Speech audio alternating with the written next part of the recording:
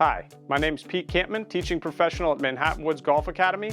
And for this edition of Met Methods, we're going to be talking about the lead wrist position and the influence it can have on the club face.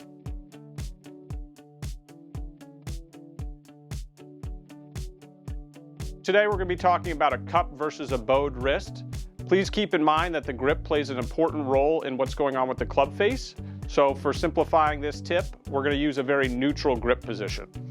So the first position we're going to talk about is a cupped wrist. You can see that there's a lot of angle here in between my forearm and hand, and the club face is actually pointed in front of me, signifying that the club face is open. From this position, the golfer is going to have to rely a lot on hand rotation to hit the ball straight, and that can create a lot of timing and is hard to be very consistent.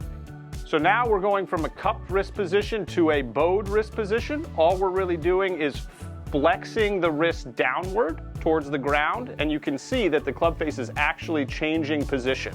So now I'm in about as much bow of the wrist as I can be, and the club face is pointed directly up to the sky, signifying that it's very closed.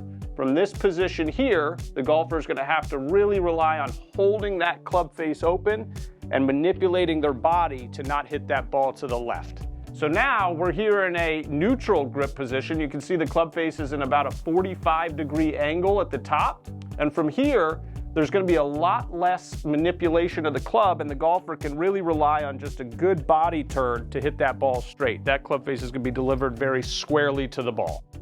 The wrist position has a very big influence on the club face, and as you can see here, starting off in a very cup position, the club face is open. Simply by flexing my wrist and going into a more bowed position, the club face is changing dramatically. So understanding that by changing your wrist positions, you can effectively change the club face position. So today we've talked about the cup versus the bowed wrist and the impact that that has on the club face. Hopefully you find these tips helpful while you improve your game.